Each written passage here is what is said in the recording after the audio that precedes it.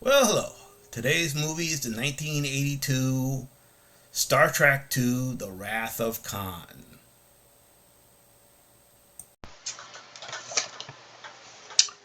In 2285, a young cadet goes through a training simulation and fails. Meanwhile, the USS Reliant is scouting for lifeless planets for the Genesis project.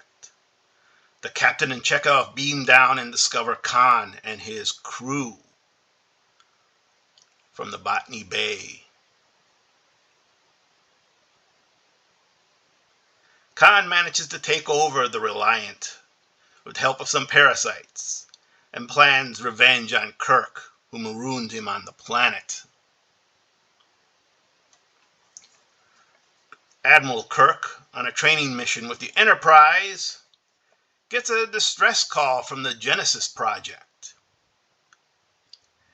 He assumes command of the Enterprise and they go off to investigate. There they meet the Reliant and are ambushed by Khan, who severely cripples the Enterprise, but they manage to use a code to lower the shield to the Reliant and get away. At the Genesis project, they find that Khan has already killed most of the members, except for Dr. Marcus and her son. They find the Genesis project has been taken to an underground area, but Chekhov and the captain, who are under parasitic control of Khan, inform him, and he manages to beam the device up.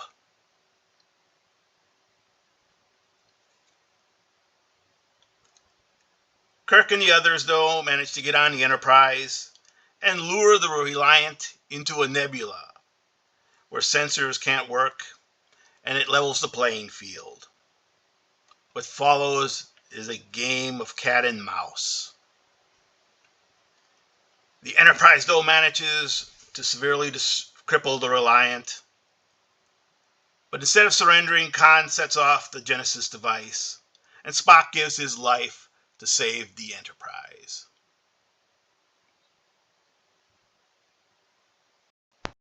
Okay, so this is a 1982 Star Trek movie. It was the second for the theatrical release for the franchise. And of course, the first movie was a pretty big success, financially anyway. Although it had a lot of complaints about being a bit slow, and I've done a review on that. I'll leave a link into it. I know as an adult I've gotten a lot more appreciation for that movie. But anyway, they decided if they're going to do a second one, they needed some change. And the first thing they did was basically promote Roddenberry to executive creative consultant or something like that. And basically he had no say at all in the movie.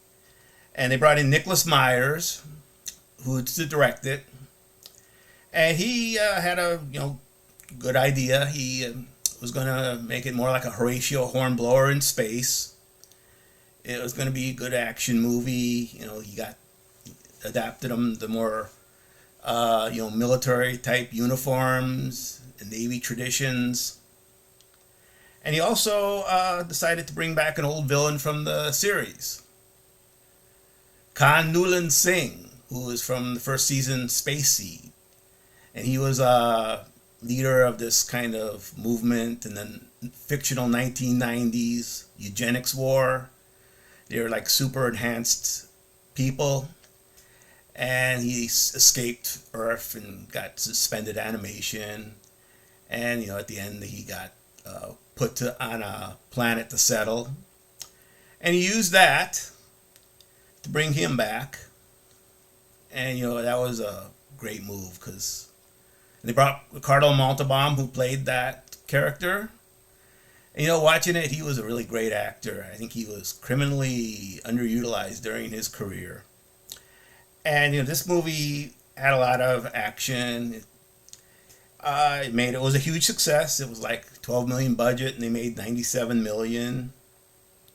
It's actually a first movie that used an entire scene that was with computer graphics, which is something new. And it, like I say, it had a lot. It also had some very powerful ending there where Spock dies. And that was one of the enticements to get Leonard Nimoy to do the second one. He didn't really want to do it because he didn't like the year thing. Actually, didn't want to do the first movie either, but they gave him a bushel full of money and said, "Yeah, I'll do it." And for a second one, they also gave him a bushel full of money and also promised to have him die so he wouldn't have to do any more in the future. But of course, we know, and we'll find out later, that when there's a lot of money involved, you can always find a reason to get someone back.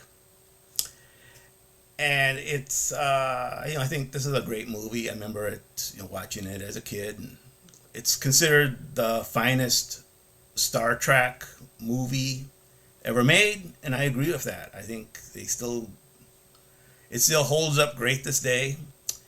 I know they kind of vandalized it under Jar Jar Abrams with a remake, and that was a horrible remake. Don't even watch it if you have. Interesting. Roddenberry was planning on doing the second movie as with a time travel theme. They had the Klingons who used the Guardian at the time to go back and prevent the assassination of John F. Kennedy. Kind of found that like an interesting story. I don't know why he didn't lead off with that in the first movie, but and we never really got that.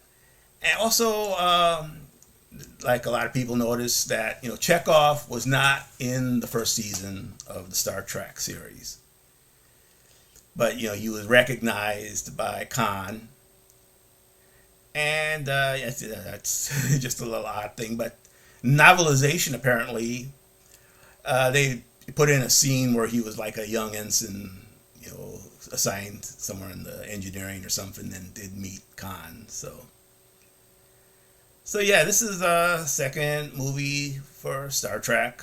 I think it was a great movie. I think it is the best of the Star Trek movies.